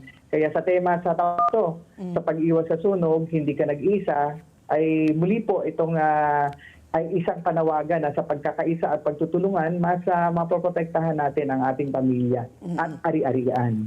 Okay. Superintendent Arroyo, ang 'di ba may mga kasabihan nga tayo na mas maganda pang manakawan ka na lang kaysa masunugan. Oo. Pero ano po ba yung karaniwang sanhi ng mga sunog ngayon? Dahil hindi naman bago ang sunog. Pero bakit pagdating ng Marso at sa mga panahong ito ay marami pa rin ang nasusunugan? Ano po ba ang mga karaniwang sanhi ng mga ito base sa obserbasyon ninyo, sir? Yes, sir, no? Tama po. Actually, kung babasihan natin, balik tayo ng 5 taon, no? 2000, kahit yung buong 20 years, 2005 hanggang 2025, nagsisimula umakyat ang sunog tuwing Marso. Pero ang pinakamataas talaga na insidente ng sunog ay averagely po sa buong taon ay Abril. Dahil yan na nga po ay kasagsagan talaga ng init ng panahon at tuyong-tuyo na yung mga paligid at mas mabilis na lumiyab yung mga kabahayan, gayon din yung mga kahit yung mga tuyong dahon at kahit yung mga ating grass fire at iba pa. So ang dahilan naman yan, kung titingnan natin sa datos, kung titingnan natin sa taong ito, hanggang sa araw na ito ay umabot na tayo ng 2,849 fire incidents at ang nanghuna dyan ay electrical causes. No? Umabot sa 796 at pangalawa yung open flame, pangatlo yung ember and sparks at iba pa. Okay. So ano to, Superintendent, talagang paalala po natin talaga sa ating mga nakikingit na nanonood, mag-ingat po, no? Yung mga karaniwan na sabi nyo nga, mga incident, mga electrical, so lalo na pag may mga loose wire na, dapat hindi na po ginagamit yan. Pag luma na yung mga bahay, ipacheck yung mga wire para po hindi po sumiklab. Pero kayo rin po, no? Ang inyong ahensya ay talagang binabalot rin po ng kontrobersiya, no? Mainit rin po. Let me ask first, no, kasi sinabi po ni Secretary John Vic Remulla na ang inyong kagawaran, ang inyong ahensya po ang pinakakorap po. Ano po ang masasabi po ng Bureau of Fire Protection po dito sa sinasabi po ni Secretary John Vic Remulla? Nag-release na kami ng official statement patungkol dyan, no? At kami naman po ay seryoso rin na talagang nakikipaglaban sa anumang katiwalian. At kami rin po ay talagang nanawagan sa mga na bibiktima o maging biktima pa. At marami na kaming iba't ibang ginagawang preemptive at saka iba pang mga approach para sa patungo sa reforma. So we are one with the call of our secretary na patungkol diyan sa reforma sa aming ahensya. Kasi po, no, sinabi po niya Secretary John Vic na hinihintay na lang po niya yung anunsyo po ng ating Pangulo para palitan na, no, yung hepe niyo, si Ginoong Fernandez. Ito ba ay inaasahan niyo po mangyayari sa madaling panahon or ano po ang kasalukuyang estado po ng inyong ahensya?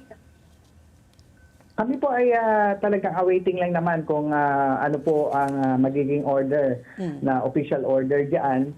At kami po ay good soldier naman at we will follow whatever order. Pero para sa kaalaman ng lahat, kami po ay nakikipag-ugnayan sa lahat ng ahensya, particular na ang PNP at halimbawa Ombudsman at lalong-lalo na po sa aming mother unit ng DILG sa isinasagawang investigasyon po. Kami po ay patuloy nakikipag-ugnayan at meron na nga pong nililitis maliban sa inimbestigahan at nag-aantay kami ng any resolution at we will follow whatever order kung ibababa sa aming ahensya po. At yun po, para sa kaalaman ng lahat, kami rin po ay meron na ginagawang internal integrity monitoring and internal cleansing. At sa katunayan, through our moto proprio, marami na kaming na suspinde na mga kawanihan natin na doing acts of corruption and other impropriety at gayon din na natanggal sa serbisyo. Halos less than 10 na po na natanggal na namin sa serbisyo. So ito po ay patunay that we are stepping up the campaign against corruption sa aming hanay. Okay. Yeah. Superintendent, based on some research po that we see, some of those instances where there is corruption, I can read here, there's rigging bids for firefighting equipment, there's bureau personnel forcing business owners or establishments to buy extinguishers from them or demanding fees for full firefighting services. There's charging from 400 to 800,000 each just to get into the bureau. So, ano po yung mga policies po ninyo dito tungkol sa mga allegations na ito po? Para sabi nyo nga po, ginagawa nyo naman po ng paraan.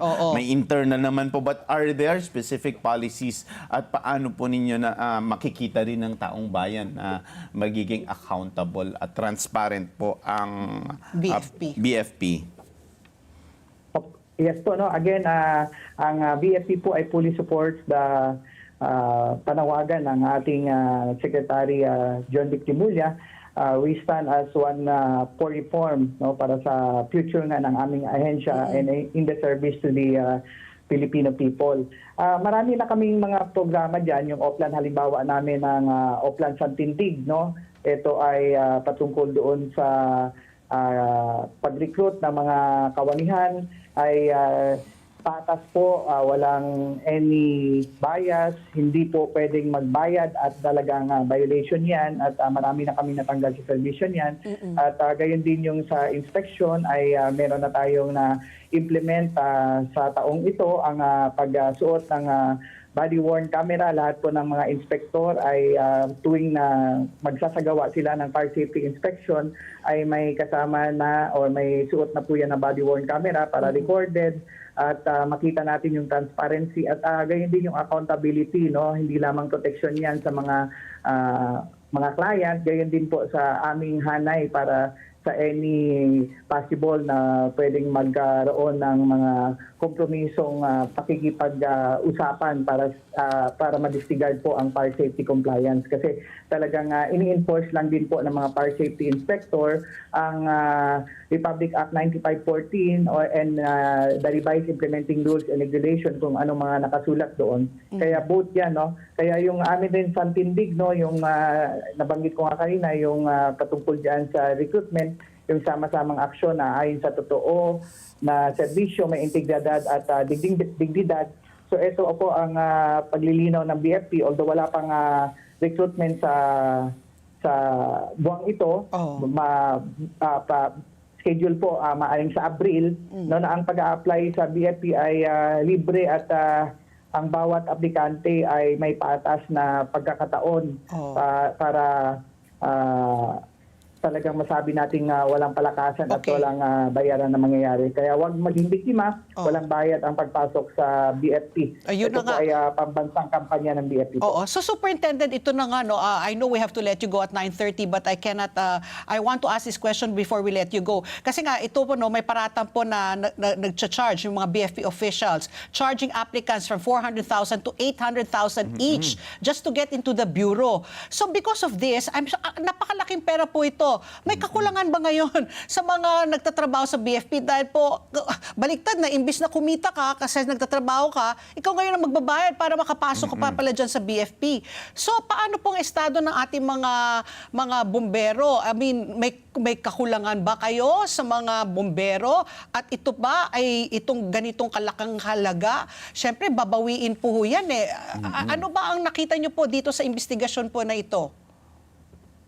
So yan po, no, ongoing pa naman ang investigasyon dyan at hindi naman buong Pilipinas yan. May ilan lamang na mga riyon at ilan lamang ang may alleged na tiwaling ginagawa. Pero sabi nga namin na even one officer is one too many, kaya talagang iniimbestigahan namin yan at meron na tayong inaantay na paglilitis dyan. We are only waiting sa resolution. So sa tanong nyo, ang bombero po ay may kasulukuyang strength of 40,000 strong men and women na assigned sa BFP or personnel of BFP. At dahil nga sa Modernization Act, yung BFP Modernization Act RA 11589 ay patungo tayo sa modernisasyon, kailangan natin magdagdag ng personnel every year ng 2,000. So nationwide po yan ang 2,000 at additional pa yung mga attrition aside sa regular quota. So sa attrition quota naman, siguro mga more or less nasa 500 to 700, depende taon-taon. Pero yung regular quota talaga ay 2,000. So kung hatiin natin yung 2,000 sa buong riyon na 18, kabilang na yung or excluding pa yung national headquarters na isa. So hahatiin natin yan sa bawat riyon. So sabihin natin na sa bawat region mayroong quota na Mga 100 para sa mahigit. aplikante ng bombero mga 100, ranging from average ng 100, 200 hanggang 250 per region para ma-divide yung kabuuan na 2,000 karagdagan taon-taon sa bahagi po ng aming modernization na ginagawa sa additional manpower. Okay. So yun po, dahil nga kakaunti yung demand taon-taon. So isa yan sa tinitingnan natin ngayon base sa ating investigasyon at hindi lamang investigasyon, formally charged na po yung iba at sa paglilitis, tinitingnan natin ngayon talagang kung totoo yung ebidensya at again, no, we are waiting for the resolution and I don't want to discuss yung mga further na medyo sensitive na informasyon po habang ongoing po yung ginagawang paglilitis. Isang pahabol lang po, Superintendent. Hello po. Yes, May nakakabahala lang po yung nababasa kong comments kasi like say for example, yung may report na ginawang sindikato ang BFP, it has grown into a 15 billion a year enterprise and this system daw has been in effect for 20 years. Ano po ang masasabi po natin, Superintendent, sa publiko, lalo na po kayo ang spokesperson na somehow ay mabibreak, kung sakali mang may ganitong balita, ay mabibreak ang sistemang ganito po sa BFP. Salamat po. Again, no, we already released an official statement patungkol dyan. Ang aming mandato na magligtas ng buhay at ari-arian ay masasabi natin karamihan pa rin ang nagsisilbing tapat, mahusay at walang hinihintay na kapalit. At masakit dahil nadudugisan ang ilang tiwaling ng ilang mga katiwaling kasamahan namin. Kaya kami po ay talagang seryoso sa pakikipaglaban sa anong mga uri ng katiwalian. No? At nilinaw naman yan ng ating kalihim Secretary John Victimulya that the overwhelming majority of the BFP personnel remain honest and committed public servants, noting that around 99% of our agency, no, so roughly 40,000 fire personnel are not involved in the alleged anomaly. So again po, ang BFP po stands as one for reform for the future of our agency in the service sa ating mamamayang Pilipino. Makakaasa ang publiko at mamayan sa walang patid-parinaming serbisyo. Nako, sige, marami po salamat Fire Superintendent Anthony Arroyo. I hope aside from labanan po yung mga sunog po sa kapaligiran natin, kayo rin po mapapatay niyo po ng sunog rin po sa inyong ahensya at sana po talaga magkaroon po ng matigil na ang katiwalian po diyan sa inyong ahensya. Maraming salamat po Fire Superintendent Anthony Arroyo po. Good luck po. Sana po talaga mas konting sunog po ang mangyari po dito sa ating bansa. Thank you. Okay po, salamat rin Ma'am Patty and CRB and God bless po sa lahat. God bless po. Oras, alas 9:32 na po ng umaga. Sa aming pagbabalik, makakausap po natin. Ito na, kaperahan na to. CRV, oo, medyo tama. makakahinga na tayo kasi puro masasamang balita kanina pa ito pagkakaperahan na. Pagkaperahan. Yung Sige. makakausap po natin si Donald Lim po, ang presidente po at Chief Operating Officer po ng CME and Chief Innovation Officer po ng Udena Corporation. Pag-usapan niya yung 5 to 9 side hustle. Yan po daw ang makakayaman sa'yo at yun ang legasiya mo. Sa pagbabalik po yan ng ASPN. Ano sa palagay nyo? Ang sigaw ng Pinoy Nation.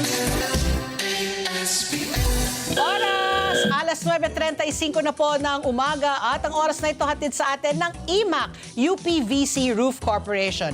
Absolutely rust-free. Ayan po ang IMAC. At ang oras muli, alas 9:35 na po ng umaga at kasama na po natin via Zoom si Ginoong Donald Lim, ang presidente po at Chief Operating Officer po ng DITO, CME and Chief Innovation Officer of Udena Corporation. Dito, hello. Magandang umaga, Donald. Welcome back to ASPN. Good morning. Madam Patpi. Hi, Cesar. Madam, wow. Yes. Kasi ako yung madam, kasi CRVI, President, His Highness, His Royal Highness. At Pati, binabati ko rin si Mr. Donald Lim kasi si Donald ang bagong Pangulo ng Management Association of the Philippines. Correct. Ayan, congratulations. At kauupo pa lang yan. Dami ng projects. So, mainit na. Ganyan talaga yung mga guests namin dito sa ESPN, mga just. Hindi mga basta-basta. Hindi just. But anyway, Donald, kami po ay napatawag kasi I read po your article. Very interesting na you said na your work, yung 9 to 5 mo, that pays the bills, no? Your electricity bills, your rent, food, your transportation, and all that. But sabi mo, it's your 5 to 9 job that gives you, that will build your wealth and will give your legacy. So, what does that mean? Lahat ba tayo kailangan? Siyempre, lahat tayo gusto natin yumaman. So, ibig sabihin, lahat tayo kailangan mag-side hustle. Sabi nga ni CRV, yung side hustle ba, iba pa yun sa racket? Sabi ko, pareho na rin yun. Terminology na lang. So, Yeah, pareho na yun. Oo, pareho na yun. Actually, before, Oo. when I was starting out my career, karamihan ng mga kasamahan po natin, medyo yung mga mas senior, mas older sa atin, no? I was talking to some of them, sabi nila, pag nag-retire ako, finally, I can start a business. And that's when I realized na teka lang, kung magre-retire ka, tapos doon ka pala mag-umpisa ng negosyo, di ba parang mas stressful yun? May pera ka nga, tapos ginambol mo yung pera mo pa. Oo. So doon bigla ako nagkaroon ng paradigm shift na ang sabi ko, teka lang. So tayo, karamihan, most of us are in corporate. So ako, I've been in corporate for my entire career, no? For my entire almost 30 years already in corporate. Pero ang sabi ko, lagi kong sinasabi sa student ko, wala naman, when you're in corporate, you do your best, no? And give all your efforts pag nasa office ka.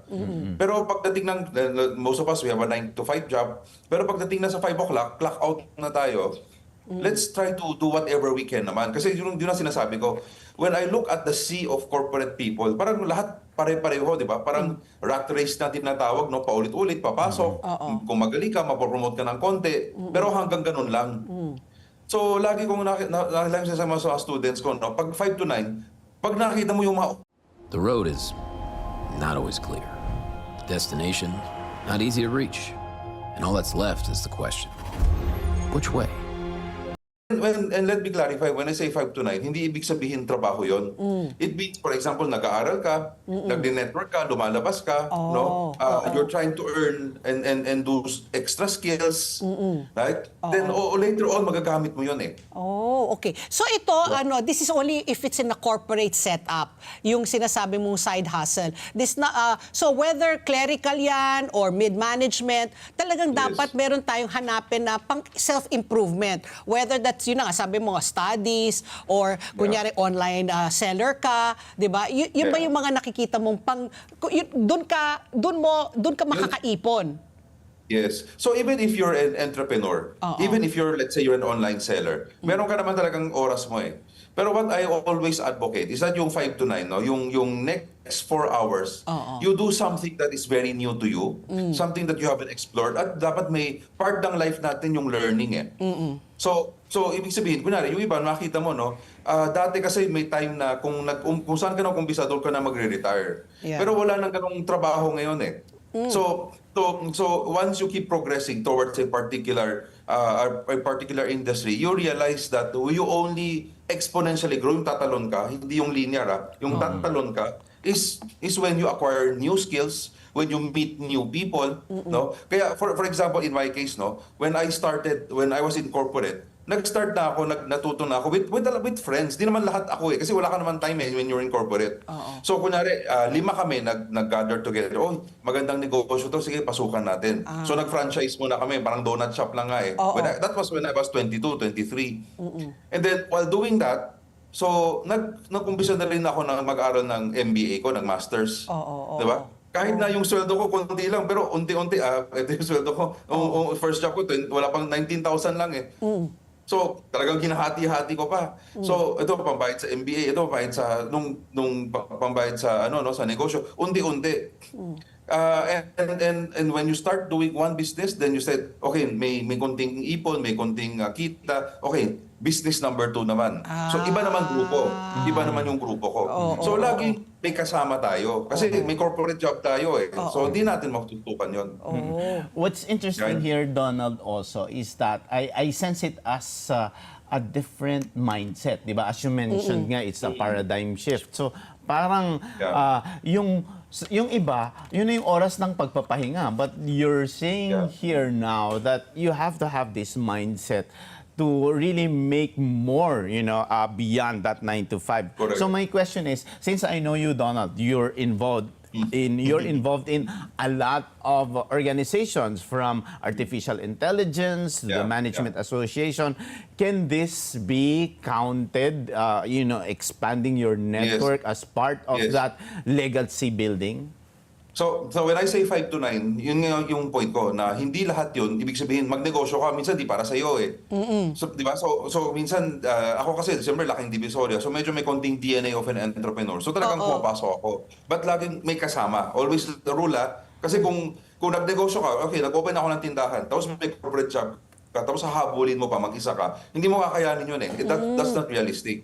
So, lagi may managing partner. Kaya may friends tayo eh. Pero in many cases, most of them, hindi naman yan high school or college friends eh.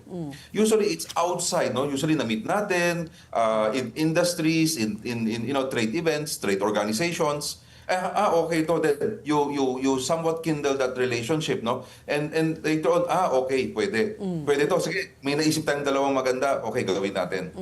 So that's why I always say, kailangan important yung what I call, no, may step by step na sinasabi ko, na important lagi, bago ka pumasok sa industry na yon, knowledge is very important. Meaning, kailangan i-aral mo siya. Once inaral mo na, once knowledge is set, no, then you do skill. Gawin mo na siya. So dapat pumasok ka na sa negosyo na yon, i-try mo, tingnan mo kung kikita ba o hindi. Then yung third level is what you call the network. So knowledge, skill, and then network. Then pumasok ka na sa grupo na yan para you learn from one another. Hindi mo pwede i-bypass yan. Hindi mo pwede sabihin na ako sobrang social ako. Gusto ko network muna, mag-network.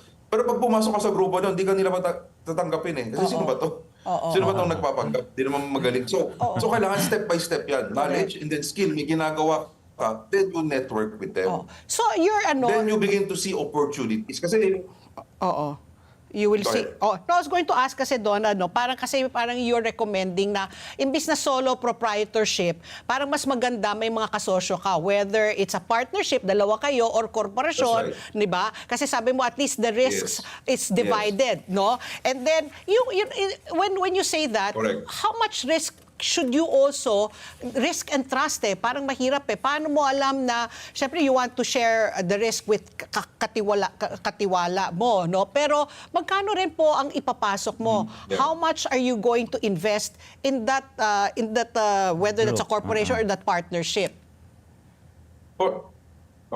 For financial, ang recommendation ko lang, I'm not a finance expert, no, Yeah. stinkitan, Pero ako kasi, for example, pag may sweldo ka, kasi yung whatever your income is, 70% basic mo yun disposable mo yun, pambayad ng rent, pambayad ng electricity, Yeah. pambayad ng lahat, 70% i-allocate mo na.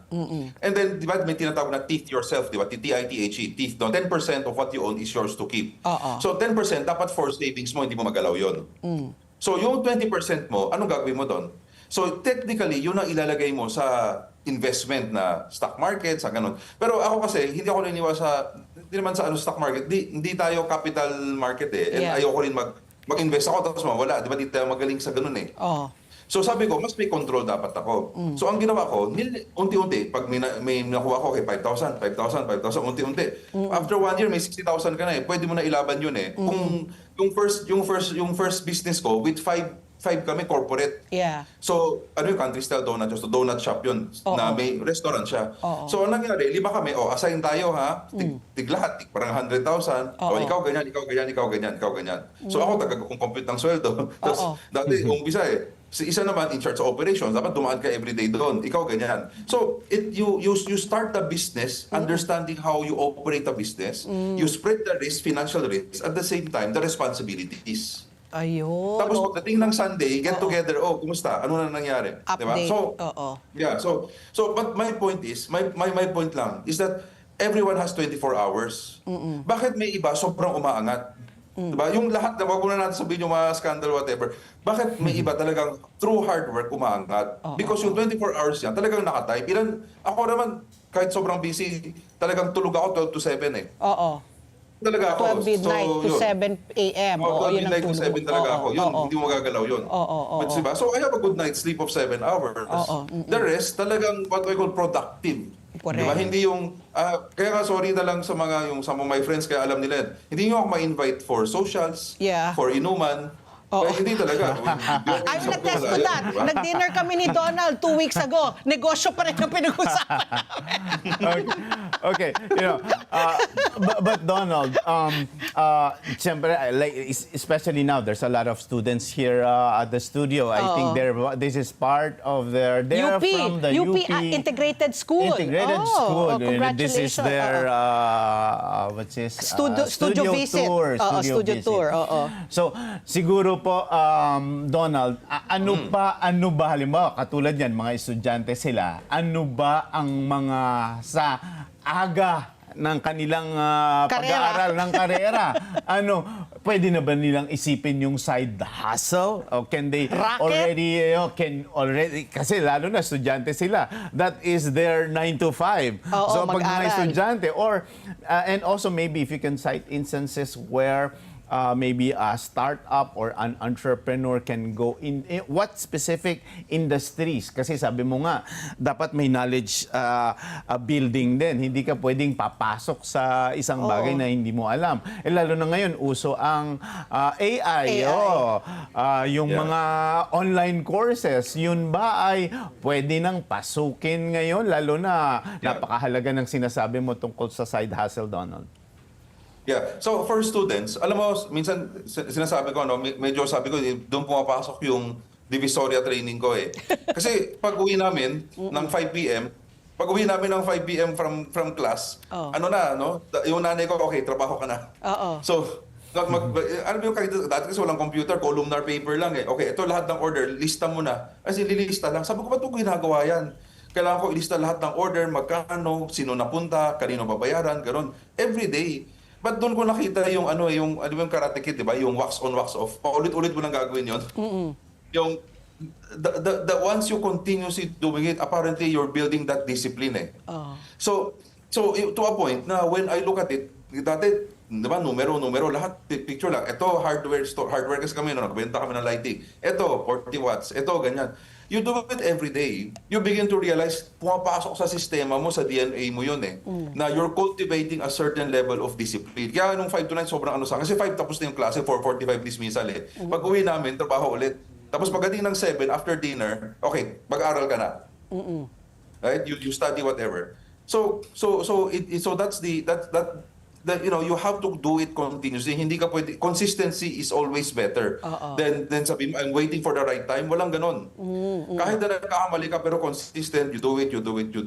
So same also yung principle na sinasabi niya tanong ni Cesar. Like ako, I'm not techy, I don't profess I'm good in AI, I'm good in blockchain or cybersecurity. Nung nakita natin na yung trend nandun na, inaral ko yung cyber. So may nakita ko online course ng Harvard, 8 weeks. Inaral ko siya. So nag-zoom ako nung kahit na gabi na. Kasi US time So inaral ko siya. After ko siya inaral, sinabi ko na sa team ko, let's go into a cybersecurity practice. So ngayon, may pumupunta sa amin, nag-a-advise kami. Okay, may na-hack. So ito pala. Okay, I begin to learn and understand. After nung 8-week program, then after that, I established the Cybersecurity Council.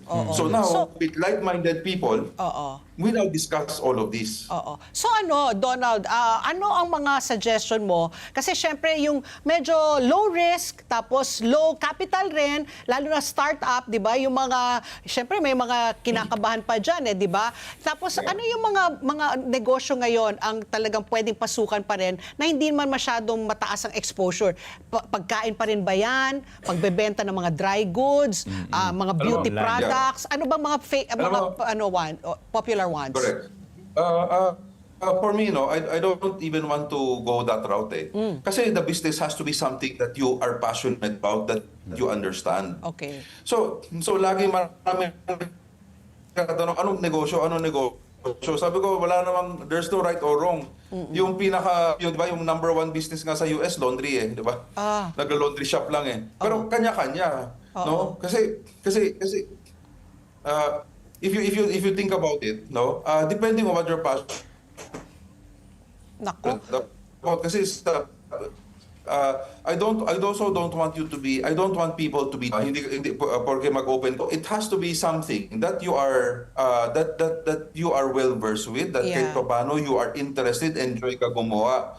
Right? That has the highest likelihood of succeeding. It's also important for me when you want to do this route. Important yung partners mo. Sana people who you have been with you for 4-5 years, who you can trust, na talagang, collegial, okay, sa'yo to. Importance for me Kasi I never had a business where I am alone.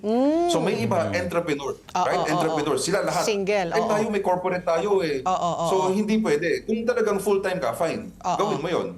Ilaban mo yun kung gusto mo. Diba? Then you build on that. Na ikaw mag-isa, then gawa ka ng maraming gusto mo. Okay. Pero yung tayo, we're corporate, we have to how do we multiply ourselves? Corporate diba? pa rin. Yes. Okay. Donald, this is not necessarily related to the topic, but as Management Association of the Philippines President, you also have plans to do GMMs in Cebu. Ano GMMs?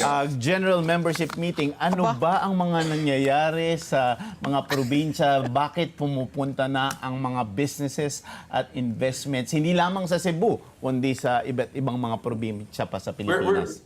I think if you look at it, we're going to, as MAP, Cebu, Davao, and Iloilo. We plan for 3 this year. The reason is that, number 1, we're very Manila-centric, di ba? Pero ang nakita natin is that a lot of opportunities are happening outside Metro Manila. There are many chambers of commerce there that are doing very well. And we know that we want to push, di ba? Dapat palabas ng Manila hindi naman ganun para hindi na crowded India, dito. US, China, yung cities nila, di ba? Hindi naman Beijing, Shanghai lang So we have to cultivate all of these cities also, the next urban cities, the next big cities, na dapat alalayan lang natin ng konti. They will become big. Hindi pwede lang, patay na nga tayo sa traffic dito Correct. We have to push it out. So a country that is prosperous, dapat lahat angat. Oo. Hindi pwede yung Manila lang tapos lahat mahirap. Walang ganun eh. Correct. Oo, nako, sige, very interesting. Donald, mag-iisip kami ni CRV. Tapos we will also bring you in para magkorporasyon na tayo. Okay yan. Sige, negosyo tayo. Okay, thank you very much, Donald Lim po, Thank you, Donald. ang Presidente at Chief Operating Officer po ng Dito. Ayan po, Dito Communication and Chief Innovation Officer po ng Udena Corporation, si Mr. Donald Lim. At ang oras, alas 9:53 na po ng umaga. Ito po ang ating huling balita. Showbiz, si Ann Curtis rin, ibinahagi niya ang kanyang karanasan sa eroplano dahil po sa airstrikes dyan po sa Middle East. Nagbahagi po si Ann ng hindi inaasahang karanasan sa kanyang biyahe matapos mapilitan siyang bumalik sa Italy ang sinakyan niyang eroplano dahil po sa mga airstrikes dyan po sa Middle East. Sa kanyang social media post, kwinento po ng actress TV host na patungo sana siya ng Dubai upang makasama ang kanyang pamilya nang mapansin niya ang hindi pangkaraniwang pangyayari habang nasa ere. Ayun yung kanyang caption. Was on my way to meet my little fam in Dubai when I noticed a high-speed jet flying beside us. Grabe, may fighter jet. I noticed another thing, and the next thing I knew, they announced we would be turning around and making our way back to Milan due to the airstrikes. All the flights to the Middle East have been grounded. Ayon po kay Ann, bagamat nakakagulat ang sitwasyon, nananatili silang kalmado at inuna ang kaligtasan po ng lahat ng sakay ng eroplano. Ibinahagi rin niya ang pasasalamat sa flight crew para sa maayos na paghawak sa sitwasyon. Anya, mas mahalaga ang seguridad kaysa sa anumang abala sa biyahe. At sa gitna po ng tensyon, nagpaabot din po ng panalangin ng aktres para sa mga apektado ng kaguluhan. Marami naman pong netizens ang nagpahayag ng pag-alala at nagpadala po ng mensahe ng suporta para kay Ann. Patuloy po ang pagmumonitor ng international flights sa ilang bahagi po ng Middle East dahil po sa tumitinding tensyon po sa rehiyon. Grabe, no? She was in Italy for the Fashion Week.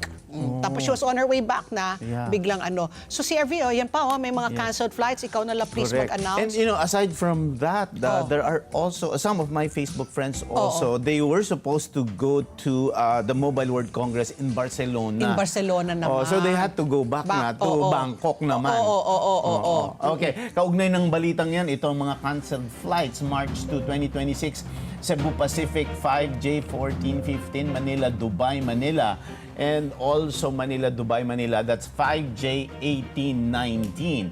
And also for Philippine Airlines, that's PR 684 bound to Manila Doha, PR 685 Doha Manila, PR 658659 Manila Dubai Manila, PR 654655 Manila Riyadh Manila. At ito ang dapat titingnan nila lagi sa check mga ng websites. Correct, Kasi ng Palat kung Cebu tuloy Pacific. ba o hindi ba. At ang babalitaan natin dyan, may mga karapatan din ang mga mamamayan kapag na-cancel ang naka-cancel. flights. So what do you Correct. do? You have specific rights. Yeah. Can you reimburse? Can you Reimburse your stay in a ticket, hotel? Rebook, stay food allowance man Yes, lang. yun. So, kasi aside from PAL and Cebu Pacific, syempre there are international airlines rin that fly to the Middle East. Yung mga Emirates, Etihad, Qatar Airways. So pati yun, i-check ninyo kasi kung ang PAL at Cebu Pacific nag-cancel ng flights, malamang sa alamang, cancelado rin yung mga ibang airlines Correct. na yan. At alamin ang mga rights nga. Kasi Correct. ano yung pwede mong, not necessarily demand, but what do you have to do? Rebook diba? na lang at least. Yes. Okay, talagang ating si Joy, yan ba yung ating FD oras? Alas 9:57 na po. ASPN pa rin po tayo. Ang sambayanan, pinusan po natin. Ano po ang inyong nadarama ngayon sa nangyayari sa kaguluhan dyan po sa gitnang silangan? Panoorin po natin ito. Sana huwag umabot dito sa Pilipinas. Sana tumigil na ang gira. Kawawa ang Pilipino. Sobrang nakakatakot kasi ako mismo ay naka-experience kasi nung time, yung unang pagpasabog nila, nandun po ako sa Qatar. Halos nataranta kami noon na akala ko lang is kung ano lang yung pumutok na yon, pero parang kakaiba po pagsabog. Pero napapunta kami ng basement ng amo, tapos naghahanap kami kung saan kami pwedeng, halimbawa, magtago pag halimbawa talagang sobrang pagpasabog na, kaya parang gusto mo nang lumipad pa uwi ng Pilipinas. Sana matigil na kasi sobrang nakakatakot. Sana hindi na umabot dito din sa Pilipinas. Huwag lang umabot dito sa Pilipinas. Dahil pag umabot, tayo naman na wala nang kakayahan din, lumaban din sa kanila. Talagang madadamay tayo kung sakaling ganun mangyari. Okay, so patuloy pa rin ang ating panalangin, no, na sana talaga ay matapos na yung digmaan dyan sa gitnang silangan. Dito sa ASPN, mahalaga ang inyong palagay. Mahalagang bahagi yan ang paghahanap natin ng katotohanan. Kaya sa bawat isyong napapanahon, parte kayo ng diskusyon. At tandaan, ang buhay ay hindi patagalan, kundi pasarapan. Kasi we never can tell. We never can tell. Ika nga, sabi nila. Di ba? Kaya sulitin po natin. Ako, tawanan na lang po natin ang problema. Mag-food trip tayo ng masarap, gumala at gumawa po ng maraming masasayang alaala. At patuloy po tayo manalangin. Whether it's to be thankful, to pray po for world peace, para sa ating kalusugan, let us continue to pray. At sana matapos na. Correct. Agad. Oo. Para bumalik sa normal ang lahat ng bagay. Maraming salamat ha, PCRV, Thank you. your You're Royal always Highness. Your Excellency pala, hindi your Royal Highness, Your Excellency. So bukas matuto kayo ulit dito sa Ano sa Palagay Nyo? Susunod na po ang Kada Umaga, girls. See you tomorrow! See you. Balik ka na, Ricky. Nation.